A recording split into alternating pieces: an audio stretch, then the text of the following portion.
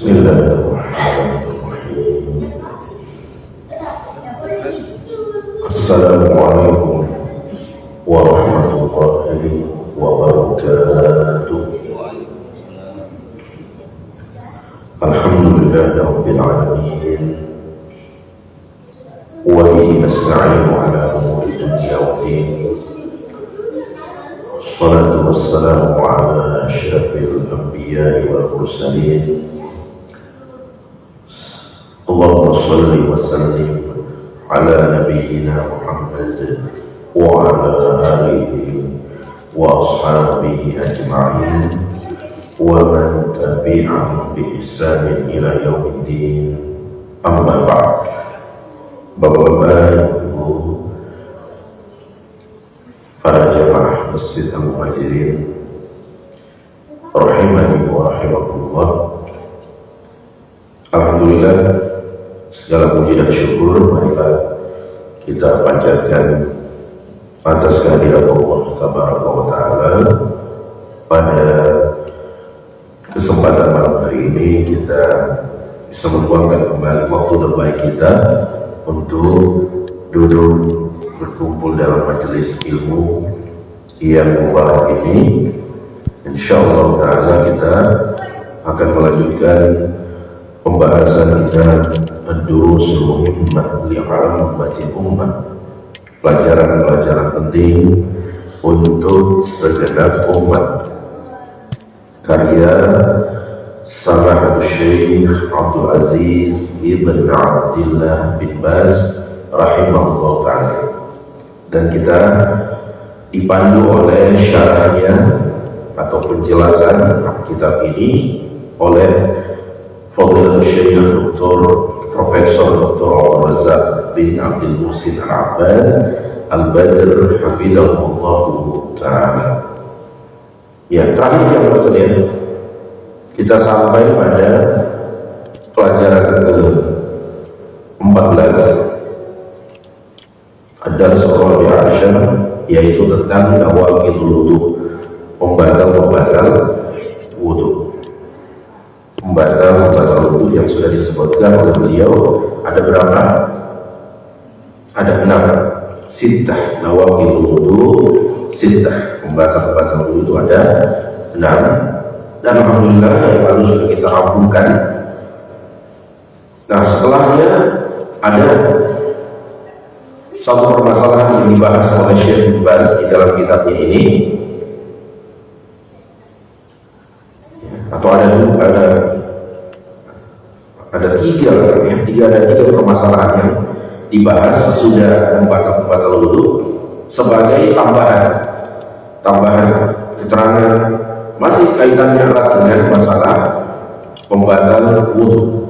Ya, kita mulai qala rahimahullah tanbihun hal, catatan penting, catatan atau peringatan penting.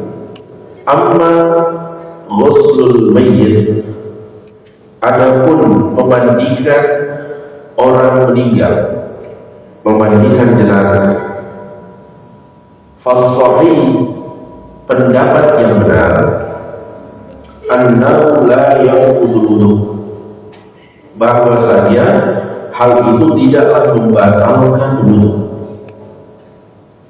Ya, jadi ini ada masalah tambahan yang kita bahas lihat. Bagaimana hukumnya orang yang memandikan jenazah? Ya, dia sudah berwudu. Apakah wudunya batal dengan dia terlibat pada aktivitas memandikan jenazah? Nah, beliau Syekh Ibn Baz mengatakan yang benar. Nah, ini kalau ada ungkapan seperti ini yang masuk dari ulama, berarti ada perbedaan pandangan, ada perselisihan pendapat. Berarti ada pendapat yang mengatakan ya batal, tapi beliau menurut pendapat yang beliau buatkan atau rajihkan, istilahnya dalam ilmu fikih, fas-shahih annahu la yanqudul wudu, bahwa yang benar memandikan jenazah tidaklah membatalkan wudu.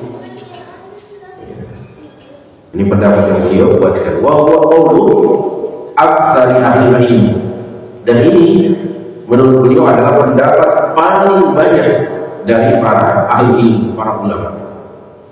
Ya, pendapat paling banyak berarti apa yang mas lihat? Ada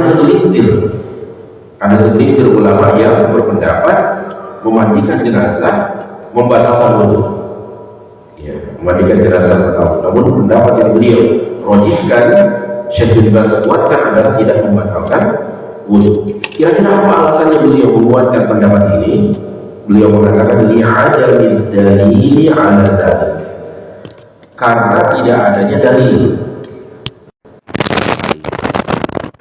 Tidak ada dalil bahwa orang yang memandikan jenazah batal wudhunya. Ya, kita kan sudah sering mempelajari bahwa dalam urusan agama, termasuk diantaranya hukum fikih menetapkan ini boleh, ini tidak boleh, ini halal, ini haram, termasuk ini batal wudhunya atau tidak, ini membutuhkan dalil. Coba kita flashback lagi pelajaran kita yang lalu, 6 pembatal wudhu, kan semua ada dalilnya. Ya, tidak bisa kita reka-reka, tebak-tebak menurut perasaan kita, menurut logika kita. Ya, oh ini batal wudhunya, oh ini tidak. Semuanya ada dalilnya. Contoh yang terakhir misalnya, atau diantaranya itu pembatal kelima, makan daging unta. Ya, ini kan ditetapkan bukan karena ya inisiatif Syekh. Ya, nah, kenapa batal dengan makan daging unta? Kenapa tidak batal dengan makan daging sapi? Sama-sama daging. Dengan daging kambing, sama-sama daging, dengan daging ayam, sama-sama daging.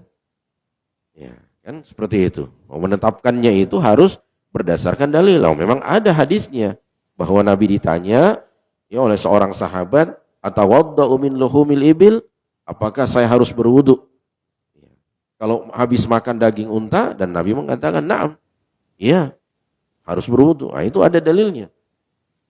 Nah, untuk masalah sekarang ini, memandikan jenazah yang benar adalah tidak membatalkan wudhu. Karena li'adamid dalili ala dzalik. Tidak ada dalilnya. Ya. Tidak ada dalilnya.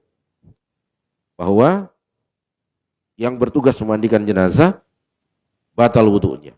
Nah, tapi ada keterangan yang penting ini jamaah sekalian ya. Jangan stop sampai di situ. Harus koma. Ada koma tadi. Lakin lau asabat yadul ghasili farjal mayyiti min ghairi hail. Akan tetapi jikalau tangan orang yang memandikan jenazah ini menyentuh kemaluan si mayyit tanpa pengalas. Ini. Ya. Jika petugas yang memandikan jenazah ini kan dia akan gosok-gosok. Ya. Dia akan gosok-gosok badan si mayyit ini supaya betul-betul bersih sebelum dikafani. Itulah sebabnya jamaah sekalian yang berhak untuk memandikan jenazah ya dari keluarga terdekat si mayit. Semakin dekat semakin bagus. Karena dia akan tulus, ikhlas. Kalau orang lain mungkin dia jijik. Hanya dia siram-siram begitu saja. Tidak maksimal. Tapi kalau keluarganya, anaknya, ya pasti dia akan maksimal dalam memandikan jenazah. Ya. Nah, ini bisa saja terjadi saat dia gosok-gosok badan si mayit, ya tangannya menyentuh farji kemaluan si mayit tanpa pengalas. Nah, bagaimana kalau seperti ini? Kata beliau, wajib alaihi wudu, wajib dia berwudu. Artinya batal wudunya. Kenapa? Ya, ini ada dalilnya apa tidak ada ini? Ada, yaitu dalil pembatal yang ke berapa? Keempat. Hadis Busrah bintu Safwan, Nabi SAW bersabda, man massa dzakarahu falyatawadda. Siapa yang menyentuh kemaluannya maka hendaknya dia berwudu. Kita sudah jelaskan pekan lalu, baik menyentuh kemaluan sendiri, menyentuh kemaluan orang lain seperti ibu sedang memandikan anaknya. Nah, gosok-gosok badannya, batal wudunya si ibu. Nah, sama juga ini. Yang memandikan jenazah bukan menyentuh kemaluan dia, menyentuh kemaluan si mayit dan tanpa pengalas, menyentuh langsung. Ya, maka wajib dia berwudu. Tapi ada lagi Ya masalin ini nasihat dari Syekh bin Baz. Kata beliau, wal wajibu alai Allah yamassa farjal mayyit illa mi wara'i hail. Tapi kewajiban bagi seorang yang bertugas memandikan jenazah berusaha untuk tidak menyentuh kemaluan si mayit kecuali dengan pengalas. Jangan sentuh langsung. Ya. Ya. Berusaha untuk tidak menyentuh kemaluan si mayit kecuali pakai pengalas. Ada sarung tangan kan? Ya, sudah disiapkan. Itu termasuk yang harus disiapkan oleh keluarga si mayit dalam proses memandikan jenazah. Ya. Salah satu yang harus disiapkan itu. Supaya tidak orang yang bertugas memandikan jenazah itu tidak menyentuh kemaluan si mayit secara langsung tanpa pengalas. Nah inilah keterangan dari Syekh bin Baz rahimahullah. Selanjutnya bagaimana syarah penjelasan dari Syekh Abdul Razak? Beliau mengatakan, para ahli ilmu telah berbeda pendapat tentang masalah ini menjadi dua pendapat. Yang pertama, wajib berwudu. Dengan menyentuh kemaluan si mayit, orang yang memandikannya ini wajib berwudu. Itu pendapat pertama. Pendapat yang kedua, istihbabuhu, dianjurkan dia berwudu lagi. Dan inilah pendapat yang dipilih oleh Syekh bin Baz. Wudunya tidak batal. Ya, dia boleh langsung sholat sesudah itu. Tapi dianjurkan dan disukai dia berwudu lagi. Karena tidak ada dalil yang mengharuskan dia berwudu. Menyatakan bahwa wudunya batal itu tidak ada dalilnya. Dan kalau tidak ada dalilnya, maka sesuai kaidah fikih, kita kembali ke hukum asalnya orang itu bersuci. Dalam keadaan suci. Ya. Bapak-bapak di sini, antum-antum semua di sini yang hadir. Hukum asalnya apa? Saya tidak tahu apa sudah batal wudu atau tidak. Tuh. Saya kan tidak tahu ini. Tapi hukum asalnya apa? Saya hukumi bersuci, ya kan? Ya, kita baru sholat, baru selesai sholat. Tapi saya kan tidak tahu ada yang sudah batal wudunya. Nah, kecuali nanti ada indikasi keluar berwudu, oh batal wudunya. Tapi belum tentu juga, karena bisa jadi dia memperbaharui wudunya. Ya, karena wudu bisa jadi sudah tidak batal, tapi orang berwudu lagi dalam rangka memperbaharui wudunya. Adapun hadis, nah ini ada hadis ya jamaah sekalian. Ada hadis yang berbunyi man ghassala mayyitan falyaktasil. Siapa yang memandikan jenazah hendaknya dia mandi sesudah itu. Ya. Bukan berwudu lagi. Perintahnya dia mandi. Tapi Syekh mengatakan menukil penjelasan Syekh bin Baz sendiri, beliau menghukumi hadis ini hadis yang dhaif, lemah. Ya, karena terbukti Nabi Shallallahu Alaihi Wasallam ya dalam hadis-hadis yang lain menunjukkan hanya dianjurkan mandi, kalau diwajibkan tidak. Karena dikhawatirkan jamaah pada saat memandikan itu ada percikan-percikan kotoran najis yang mengenai orang yang memandikan. Ya, tapi tidak diwajibkan. Karena apa? Hadisnya dhaif, lemah. Ya. Dan yang dianjurkan untuk mandi lagi sesudah memandikan jenazah semua yang terlibat dalam memandikan jenazah. Ya.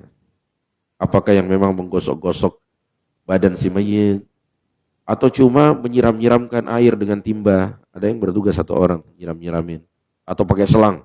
Nah, yang megangin selang. Itu semua itu terlibat, dianjurkan mandi lagi sesudah memandikan jenazah. Tapi sekali lagi tidak wajib. Selama wudunya masih ada, tidak wajib dia berwudu, apalagi mandi. Ya, karena apa? Hadisnya dhaif. Hadisnya lemah yang mengharuskan dia mandi lagi. Nah, kemudian beliau menjelaskan perkataan Syekh bin Baz tadi, jikalau tangan si yang memandikan ini menyentuh kemaluan si mayit tanpa pengalas, wajib dia berwudu. Ya, tadi kan Syekh bin Baz mengatakan seperti itu. Penjelasannya, karena menyentuh kemaluan, ya, bukan karena memandikan si mayit. Jadi dia wajib berwudu itu karena apa? Karena menyentuh kemaluan tanpa pengalas. Bukan karena dia habis memandikan si mayit. Paham ya jamaah sekalian? Ya, karena hadisnya lemah itu. Nah, jadi dia kok kamu mandi habis memandikan jenazah. Nah, oh, saya tadi menyentuh kemaluannya, tidak pakai pengalas. Nah, ini batal dia wudunya, wajib dia berwudu. Tapi kalau dia mengatakan, saya lihat kamu mandi tadi. Kenapa? Ada hadisnya. Man ghassala mayyitan falyaghtasil. Siapa yang memandikan jenazah hendaknya dia mandi. Hadisnya dhaif, lemah. Jadi dia wajib berwudu bukan karena habis memandikan si mayit, tapi karena dia menyentuh kemaluannya si mayit tanpa pengalas. Sebagaimana sudah kita lewati pada pembatal-pembatal wudu, yaitu pembatal yang keempat. Nah, kemudian beliau juga di sini menjelaskan nasihat Syekh bin Baz tadi, bahwa yang wajib bagi seorang yang memandikan jenazah itu berusaha untuk tidak menyentuh kemaluan si mayit tanpa pengalas. Pakailah sarung tangan, kaos tangan dan semacamnya. Atau kalau tidak ada misalnya kain, sarung misalnya atau handuk, nah kemudian di atasnya disentuh, diusap-usap, disentuh, digosok. Jadi tidak menyentuh langsung kemaluannya. Ya. Nah, ini beliau jelaskan, Syekh Abdul Razak. Beliau mengatakan karena menyentuh aurat itu hukumnya haram. Ya. Menyentuh aurat hukumnya haram, demikian juga memandangnya, maka wajib untuk menutupi tempat aurat dengan kain agar tidak terlihat. Makanya pada saat proses memandikan jenazah itu, sebagian di masyarakat kita itu banyak orang yang nonton. Ya. Banyak orang yang mau lihat. Ya, makanya kalau tempatnya tidak memungkinkan, terbuka, ya harus ditutupi. Pakai tirai, pakai hijab. Ya. Ya. Yang masuk di situ hanya yang berkepentingan saja untuk memandikan jenazah, bukan semua. Kadang ya yang masuk di situ 2-3 orang, yang lainnya pada nonton. Ya. Ini jamaah sekalian, dan yang bertugas itu tadi tidak boleh menyentuh langsung dengan sengaja, tidak memandangi auratnya, tadi ditutupi kain, handuk, ya. Jadi tubuhnya semua jelas ditelanjangi, ya, si mayit ini. Tapi bagian auratnya hendaknya ditutupi dengan kain atau handuk, ya, yang tebal, yang tidak memungkinkan seorang untuk bisa menyentuh dan melihat farji atau kemaluannya. Nah, dan Syekh juga mengatakan di sini hendaknya dia menggunakan qit'atan minal qimash, potongan kain. Ya, kalau tidak ada sarung tangan, potongan kain agar dia tidak menyentuh kemaluannya secara langsung. Ya. Karena jamaah sekalian, ya, selama si mayit, ya, bahkan sebelum ketika dia masih hidup, ya, itu auratnya terjaga. Tidak boleh disentuh, dilihat kecuali oleh pasangannya yang sah, suami istri. Ya, makanya suami istri boleh saling memandikan jenazahnya. Ya, yang lain selain suami istri tidak boleh. Ya, meskipun itu orang tuanya sendiri, misalnya ibunya meninggal, anak laki-lakinya tidak boleh memandikan ibunya. Yang memandikan perempuan ya perempuan juga. Ya, bapaknya yang meninggal, ada anak perempuan yang mandi, tidak boleh. Yang memandikannya juga laki-laki. Yang diperbolehkan hanyalah suami istri. Ya, karena aurat mereka boleh. Mereka di dunia ini mereka dihalalkan untuk ya melihat aurat masing-masing. Ya, sampai matinya pun demikian. Selain itu tidak diperbolehkan. Ya. Nah, selesai untuk masalah ini, jangan masalah tambahan yang pertama. Kita beralih ke masalah tambahan yang kedua. Syekh bin Baz mengatakan qala rahimahullah wa hakadha massul mar'ati la yanqudul wudhu'a mutlaqa. Demikian pula menyentuh perempuan tidak membatalkan wudhu secara mutlak. Ya. Nah, ini masalah kedua. Dan ini banyak dipertanyakan, bahkan diperdebatkan, menjadi polemik di masyarakat kita, Ya, ini terkenal kalau menyentuh ya lawan jenis batal wudhu. Ya. Bahkan terkadang kita lihat ya, suami istri kalau satunya sudah wudhu, yang satunya mau mendekat, jangan, saya sudah wudhu, saya habis wudhu, ya jangan dekat-dekat. Ya, atau kadang ibunya kita mau cium tangan, misalnya si anak mau cium tangan, enggak mau dia, ya disentuh habis wudhu. Itu pemahaman di masyarakat kita. Kenapa seperti itu jamaah sekalian? Karena menganut madhab Syafi'i. Salah satu memang ajaran dalam madhab Syafi'i, Imam Syafi'i adalah menyentuh perempuan itu membatalkan wudhu. Ya. Kita tahu di Indonesia, bahkan di Asia Tenggara, ya berafiliasi kepada madhab Syafi'i. Ya, tapi jamaah sekalian, madhab itu bukanlah sumber hukum dalam Islam. Tetap harus ditimbang dengan dalil. Ya. Betulkah pendapat itu? Ya. Setelah ditelaah dalil-dalilnya, yang kuat adalah bukan madhab Imam Syafi'i, madhab Imam Ahmad. Nah, ini yang dikuatkan oleh Syekh bin Baz, bahwa menyentuh perempuan tidak membatalkan wudhu secara mutlak. Saya bacakan dulu lanjutannya. Sawa'un kana dzalika an syahwah. Baik dia lakukan itu dengan syahwat. Ya, menyentuh perempuan dengan bangkit birahinya, syahwatnya. Kecuali kalau keluar sesuatu di kemaluannya. Nah, dia wajib berwudu karena keluar itu. Manika atau mazi. Nah, itu kan kita sudah lewati. Semua yang keluar dari dua jalan, depan dan belakang, wajib berwudu, membatalkan wudu. Bukan karena menyentuhnya, tapi karena keluar sesuatu. Nah, tapi kalau dia tidak ada yang terjadi itu, maka menyentuh perempuan walaupun dengan syahwat, Syekh mengatakan fi asahhi qaulai al ulama. Pendapat yang paling benar dari dua pendapat ulama. Ya, berarti pendapat yang satunya lagi tadi mengatakan batal wudu. Ya, mungkin kita bertanya-tanya kenapa beliau memilih pendapat ini? Ya. Beliau mengatakan malam yakhruj minhu syai', selama tidak ada sesuatu yang keluar dari kemaluan.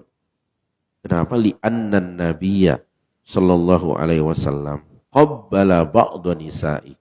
Sebab Nabi sallallahu alaihi wasallam itu pernah mencium dan sering mencium istri-istri beliau, summa shalla, kemudian beliau salat, walam yatawadda, dan beliau tidak berwudu lagi. Ini hadisnya sahih, riwayat Ahmad, Abu Dawud, Tirmidzi, dan Ibnu Majah dari Aisyah radhiyallahu anha. Aisyah termasuk yang biasa dikecup, dicium oleh Nabi, dan ini bentuk romantisnya Rasulullah kepada istri-istri beliau. Ya. Kenapa jamaah? Hikmahnya, ya, suami memperlakukan istrinya seperti itu sebelum dia sholat untuk mendatangkan ketenangan dalam sholatnya. Dia akan keluar menuju ke masjid. Seperti yang ditanyakan Pak Nurdin beberapa yang lalu ya, Pak Prof. Ya, bahwa dia atau orang lain atau siapa keluar sholat, mungkin bangkit syahwatnya, melihat banyak perempuan di jalan, ya menuju ke masjid. Ya, itu akan mempengaruhi nanti sholatnya. Ya, terbayang-bayang, ya, dalam sholatnya wajah si wanita itu, ya. Dari cinta dari pandangan pertama, ya. Nah, kita kan dituntut untuk khusyuk dalam sholat, maka dengan mengecup, ya, istri, menciumnya, tentunya di sini kecupan kasih sayang, ya, ya jangan sampai bersyahwat nanti tidak jadi sholat nanti, ya, ya.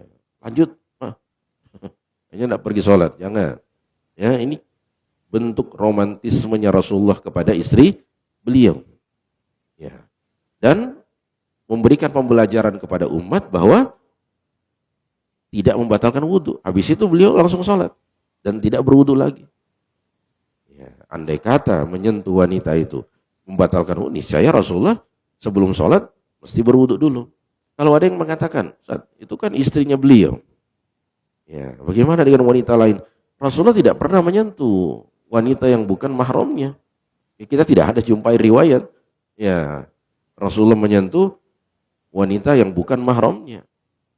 Kalau Rasulullah membaiat sahabat, ya kan, di zaman Rasulullah kita tahu dalam pemerintahan Islam, ya rakyat itu membaiat imam. Caranya, sistemnya dalam Islam, baiat, yaitu sumpah setia untuk menjadi rakyat yang taat kepada pemerintahnya. Itu sistem pemerintahan Islam. Bagaimana cara baiat? Kalau laki-laki beliau jabat tangannya, ya, diwakili oleh beberapa orang. Tidak dijabat semua sahabat, banyak sekali jumlahnya, tidak. Hanya beberapa orang saja, perwakilan yang menyetujui si fulan menjadi pemimpin, menjadi khalifah. Ya. Dijabat tangannya. Tapi kalau perempuan bagaimana? Ya, Rasulullah dari balik hijab saja, dari balik tabir, ya, dengan suara. Ya. Beliau tidak menyentuh, tidak menjabat tangan si wanita, karena bukan mahramnya. Jadi kalau ada yang mengatakan itu kan istrinya Nabi, ya, jadi tidak batal wudunya. Ya, tapi kalau orang lain batal, kita katakan, ya silahkan cari, ada riwayat Nabi menyentuh yang bukan mahramnya, tidak ada, ya masalahnya. Ya. Dan kalaupun itu terjadi, tidak batal wudu. Cuma kalau sengaja seorang ya berdosa, ya, karena bukan mahramnya. Tapi untuk wudunya tidak batal. Karena apa? Itu tadi tidak ada dalil. Justru kebalikannya, Nabi mencium istrinya, ya, perwakilan kaum wanita ini, kemudian beliau sholat dan tidak berwudu lagi. Ya. Jadi ya memang di sebagian masyarakat kita ini masih sulit untuk dipahamkan. Ya, ya, sudah berwudu, tidak mau dia. Ya. Tapi kalau tidak berwudu, wah, salam-salaman dan sebagainya, terutama pada momen Lebaran, maaf-maafan, ya. Jadi jamaah sekalian, bingung juga kita menerangkan di satu sisi ini tidak membatalkan wudu secara mutlak, tapi di sisi yang lain ya harus kita tegaskan bahwa kalau kepada yang bukan mahram dia berdosa kalau sengaja. Ya, tapi kalau tidak sengaja, kadang tersentuh tangannya, seperti saat kita biasa di kasir ngambil kembalian uang belanja kita, berusaha untuk tidak menyentuh, tidak tersentuh tangan kita, kadang tersentuh juga tangan. Ya, kalau tidak disengaja tidak mengapa. Ya, jangan sengaja selama-lama begini. Ya. Jadi jamaah sekalian, insya Allah ini yang kuat, ini pendapat yang benar bahwa menyentuh wanita, baik dia mahram ataupun bukan, tidaklah membatalkan secara mutlak. Ya, ini pendapat Syekh bin Baz. Kita bacakan keterangan Syekh Abdul Razak, beliau mengatakan, karena asalnya tidak batal wudhu kecuali dengan dalil yang sahih dan jelas. Dan tidak ada dalam masalah ini satu dalil pun yang sahih yang menunjukkan akan batalnya wudhu kalau menyentuh perempuan. Ya, kenapa jamaah sekalian? Karena ini sesuatu yang sudah banyak terjadi. Andai kata ada, pasti Rasulullah sudah menjelaskannya kepada kita. Ya, ini kan susah dihindari, seperti tadi kita contohkan. Kita ngambil kembalian dari kasir yang rata-rata perempuan, tersentuh. Ya, andai kata itu membatalkan, pasti sudah banyak hadis yang menjelaskan. Karena Rasulullah tidak mungkin menyembunyikan hukum Allah. Beliau Rasul, amanah. Ya, kalau tidak beliau dianggap khianat nanti. Ada hukum ajaran Allah beliau sembunyikan kalau memang membatalkan. Ya, karena ini sesuatu yang sudah marak terjadi. Jangankan masalah ini, masalah kucing saja. Ya, kucing, ya, hewan yang akrab dengan kehidupan manusia, keluar masuk, beliau jelaskan hukumnya. Masalah ini yang begitu penting, beliau tidak jelaskan kan? Ya, kalau memang ada, tapi kan tidak ada. Ya, justru kebalikannya. Tadi beliau mencium istrinya. Pernah juga pekan lalu kita sudah sampaikan Rasulullah sholat. Ya, hadisnya di Sahih Bukhari. Malam kan Rasulullah kan waktu itu tidak seperti kita, tidak ada lampu terang di rumahnya. Ya, dan rumah beliau sempit. Ya, kamarnya kecil. Ya, begitu beliau sholat malam tahajud karena gelap, ternyata di depan beliau itu ada Aisyah sedang tidur, menyelonjorkan atau meluruskan kakinya. Ya, nah, begitu sujud Rasulullah mencubit kaki Aisyah, ditarik lagi kakinya, ditekuk supaya Rasulullah bisa sujud. Itu saking sempitnya rumah Rasulullah.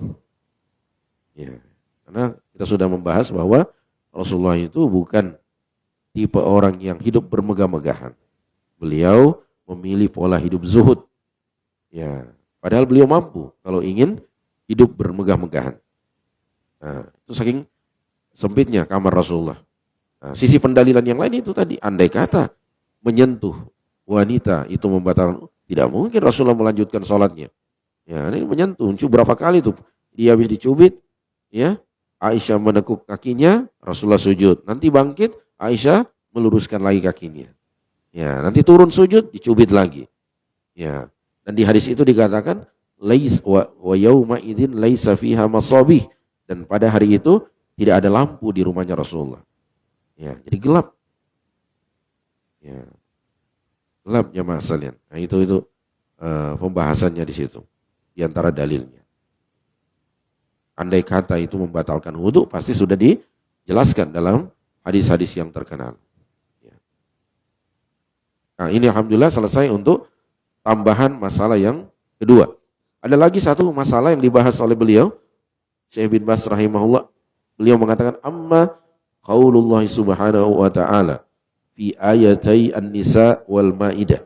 Adapun firman Allah Ta'ala pada dua ayat, ada di surat An-Nisa, ada juga di surat Al-Ma'idah, aula mastumun nisa, atau ketika kalian menyentuh wanita. Di surat An-Nisa ayat 43 dan di surat Al-Ma'idah ayat 6. Ya, dua kali ini ayat. Aula mastumun nisa. An-Nisa 43 dan Al-Ma'idah ayat 6.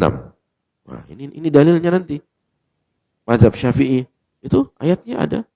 Batal wudu kalau menyentuh wanita, aula mastumun nisa. Nah, Syekh menjelaskan di sini fal muradu bihi al-jima' fil asahhi min qaulai al-ulama. Yang dimaksud dengan menyentuh di sini adalah jima', yaitu hubungan intim suami istri. Ya. Menyentuh, berhubungan. Ya. Inilah pendapat yang paling kuat dari dua pendapat ulama. Wa huwa qaul Ibnu Abbas radhiyallahu anhuma wa jama'atin minas salafi wal khalaf. Wallahu waliyut taufik. Dan ini pendapat Ibnu Abbas radhiyallahu anhuma dan sekelompok kaum salaf dan khalaf, dan Allah lah yang memberikan taufik. Ya. Jadi jangan saya menyentuh, kata menyentuh di sini bukan menyentuh kulit langsung dengan kulit, tapi ya hubungan intim suami istri. Karena itu tadi, kalau menyentuh langsung, Rasulullah sholat, mencium istrinya sebelum sholat, sudah menyentuh itu. Tapi beliau tidak berwudu. Beliau sholat, mencubit istri, sudah menyentuh itu. Tapi beliau tidak berwudu. Nah, berarti bukan itu yang dimaksud. Ya, karena fungsi hadis itu menjelaskan yang global dari Al-Quran. Ada sebagian makna ayat Al-Quran masih ya butuh penafsiran lebih lanjut. Itu fungsi hadis. Nah, hadis menjelaskan, oh menyentuh di sini punya makna yang lain. Karena juga jamaah Al-Quran itu kan kita tahu bahasanya Al-Quran itu sangat-sangat santun. Al-Quran menghindari penggunaan kalimat-kalimat yang vulgar. Ya, untuk masalah-masalah hubungan suami istri. Contohnya di ayat-ayat tentang puasa Ramadan. Hunna libasul lakum wa antum libasul lahun. Kalian adalah pakaian untuk istri kalian. Ya, sebagaimana mereka adalah pakaian untuk kalian. Ya. Ketika perempuan sudah selesai haid, istri sudah selesai haid, ya, Allah mengatakan nisa'ukum harsul lakum. Istri kalian adalah ladang bagi kalian. Fa'tu harsakum anna syi'tum. Datangilah ladang kalian. Ya, sebagaimana yang kalian kehendaki. Ya, jadi Al-Quran itu bahasanya sangat santun. Ya, menghindari bahasa-bahasa kalimat-kalimat yang vulgar. Ya, jadi di sini menyentuh di sini salah satu penggunaan bahasa Al-Quran yang sangat santun.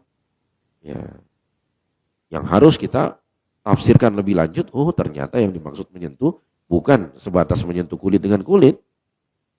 Ya, karena dalam prakteknya Rasulullah sudah menyentuh istrinya, menciumnya bahkan. Kalau suami mencium istri, ya besar kemungkinan dengan bibirnya disertai dengan syahwat. Ya, karena beda antara ciuman bapak dengan anak, ciuman kasih sayang, mungkin di pipinya saja, di keningnya. ya ciuman penghormatan. Tapi kalau suami dengan istri, istri dengan suami, besar kemungkinan ya bibir dengan bibir, kecupan bibir, dan itu ya artinya lebih dari sekedar menyentuh kulit biasa. Tapi Rasulullah tidak berwudu, beliau langsung sholat. Ya. Jadi inilah yang mendasari kita menguatkan pendapat mazhab Hambali. Ya, walaupun ya Anda mengaku mazhab Syafi'i, tapi tidak ada keharusan kita terikat oleh satu mazhab. Karena mazhab itu tujuannya orang belajar mazhab untuk membantu dia memahami fikih, bukan dia menjadikannya fanatik mazhab, ta'assub. Saya pokoknya mazhab Syafi'i, apapun itu. Ya, saya tetap memilih Syafi'i. Tidak ada.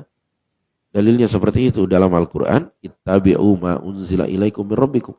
Ikuti dalil yang diturunkan Allah kepadamu. Itu yang Allah perintahkan. Tidak ada ikuti mazhab Syafi'i, ikuti mazhab Hanafi, ikuti mazhab Maliki, tidak. Bahkan ulama mereka semua itu menyuruh kita mengikuti dalil. Mazhab itu hanya alat bantu saja untuk memahamkan kita tentang dalil. Tapi kalau sudah kita pahami, ya tetap kita hormati ya. Jangan kita juga menghina ulama yang kita anggap keliru pendapatnya, tidak. Ya, mereka sudah berijtihad. Orang yang berijtihad itu kalau benar dapat 2 pahala, kalau satu dapat 1 pahala. Jadi ini jamaah sekalian pendapat Ibnu Abbas juga, ya, dan sekelompok jamaah kaum salaf dan khalaf. Penjelasannya Syekh Abdul Razak di sini, Imam At-Tabari di dalam tafsirnya menyebutkan pendapat Ibnu Abbas radhiyallahu anhu dan sekelompok kaum salaf bahwa yang dimaksud menyentuh di sini adalah al-jima', hubungan suami istri, hubungan badan, hubungan intim. Dan beliau Imam At-Tabari menghikayatkan 2 pendapat ini. Ada pendapat yang mengatakan batal dengan menyentuh biasa, dan ada pendapat yang mengatakan menyentuh yang dimaksud adalah hubungan suami istri. Summa qala, kemudian Imam At-Tabari mengatakan wa aulal qaulain fi dzalik bis-shawab, dan dari 2 pendapat yang paling benar adalah qaulu man qal, pendapatnya orang yang mengatakan anallahu biqauli, yang dimaksud dengan firman Allah Ta'ala aula mastumun nisa, atau kalian menyentuh wanita, al-jima' duna ghairihi min ma'anil lams, adalah hubungan suami istri, bukan menyentuh makna-makna menyentuh yang lainnya. Sihhatil khabar an Rasulillah sallallahu alaihi wasallam annahu qabbala ba'dha nisa'ihi thumma shalla wa lam yatawadda. Karena telah sahih hadis dari Rasulullah sallallahu alaihi wasallam bahwa beliau mencium sebagian istri-istri beliau kemudian salat dan tidak berwudu lagi. Itu hadis yang tadi sudah kita lewati. Ini keterangan Imam At-Tabari. Imam At-Tabari ini jamaah sekalian digelari Imamul Mufassirin, imamnya para ahli tafsir. Dia lebih senior dari Ibnu Katsir. Ibnu Katsir itu tafsirnya Ibnu Katsir ringkasan dari tafsir Imam At-Tabari. Ya. Dan ini pandangan beliau. Ya, beliau bawakan 2 pendapat, tapi beliau menguatkan juga pendapat ini, bahwa menyentuh yang dimaksud adalah hubungan suami istri. Ya. Alhamdulillah. Dengan demikian selesailah jamaah sekalian pelajaran yang ke-14, yaitu nawaqidul wudu, dan ini juga adalah bagian terakhir yang berkaitan dengan fikih. Ya, jadi di kitab ini kan ada akidahnya. Kita sudah lewati semua pelajaran-pelajaran terkait dengan akidah, tauhid. Ada fikih ibadahnya yang dibutuhkan. Ya, tidak semua juga masalah fikih ya. Bersuci, wudu, ya, mandi, tayamum, dan sholat. Nah, pelajaran ke-15 nanti jamaah sekalian adalah bagian akhlak dan muamalah. Ya, ini bagusnya kitab ini. Ini cocok memang dibacakan untuk jamaah-jamaah umum, ya, antara maghrib isya. Ya, pelajaran-pelajaran santai ringkas, ya. Jadi akidahnya dapat, fikihnya juga dapat. Nanti Pelajaran ke-15, at-tahalli bil akhlaqil masyru'ati likulli muslim. Menghiasi diri dengan akhlak-akhlak yang disyariatkan bagi setiap muslim. Ya, itu nanti insyaallah kita lanjutkan di pertemuan yang akan datang. Ya, di pekan yang ketiga insyaallah taala. Ya, cukup dulu jamaah sekalian untuk materi sampai di sini. Kita sisakan waktu kalau ada yang ingin bertanya. Tafadhol, silakan.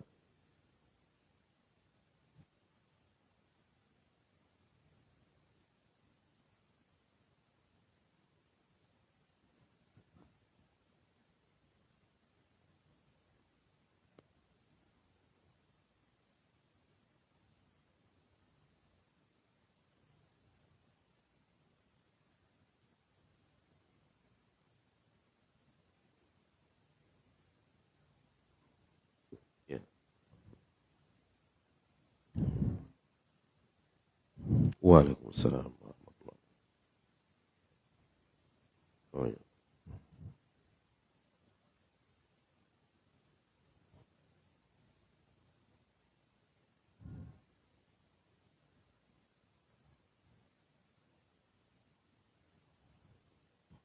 Ya, ada?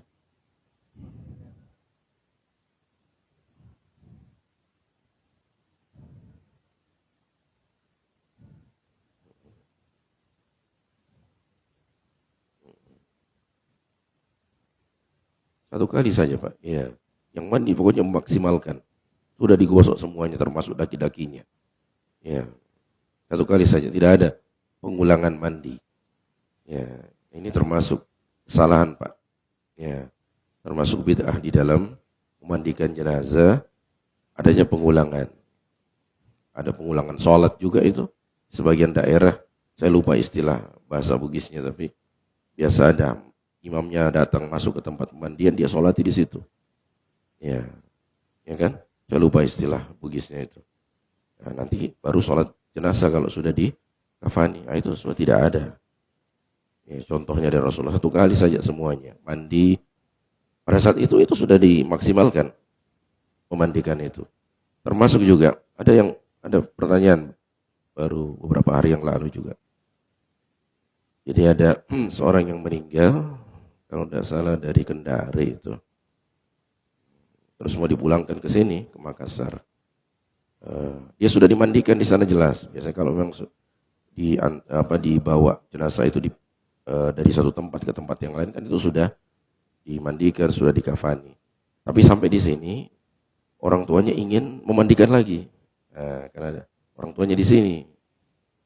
Dia tanyakan apa hukumnya. Itu tidak disyariatkan. Ya. Tidak disyariatkan. Ya. Kalau dia mau sekedar melihat wajah anaknya, dibuka kafannya bagian wajah, tidak apa-apa. Ya. Tapi kalau dia mengulangi lagi memandikannya, mengulangi lagi mengkafaninya, itu tidak disyariatkan. Ya. Kecuali kata ulama, keluar sesuatu di mayit ini, misalnya keluar kencingnya, kotorannya, atau darah, ya karena mungkin dia sakit, ya meninggalnya karena sakit. Syekh Utsaimin mengatakan cukup yang dibersihkan yang kotor itu saja, tidak perlu diulangi lagi mandinya. Ya, seperti itu. Jadi satu kali saja semuanya, Pak.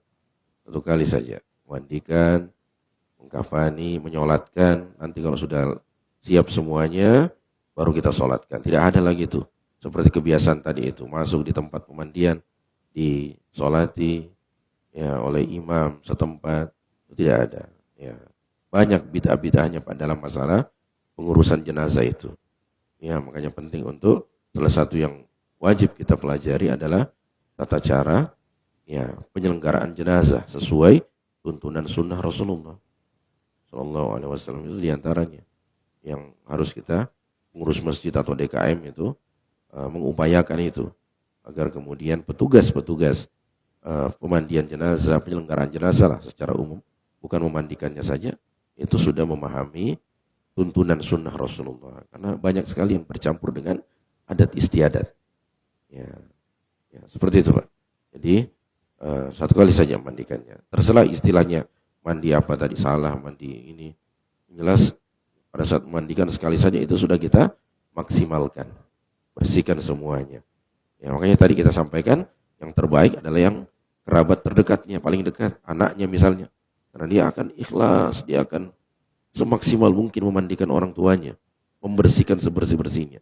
Beda kalau yang disuruh orang lain, ya pasti setengah hati, jijik dan sebagainya. Ya asal-asalan siram-siram saja.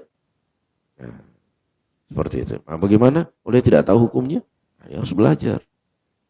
Kita harus belajar menuntut ilmu.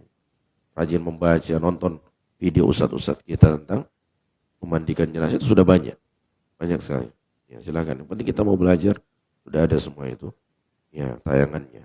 Ya, saya rasa cukup dulu jamaah sekalian. Mudah-mudahan bermanfaat. Insyaallah taala kita lanjutkan di kesempatan yang akan datang. Kita akhiri dengan doa kafaratul majlis. Subhanakallahumma wa bihamdik, asyhadu an la ilaha illa anta, astaghfiruka wa atubu ilaik. Assalamualaikum warahmatullahi wabarakatuh.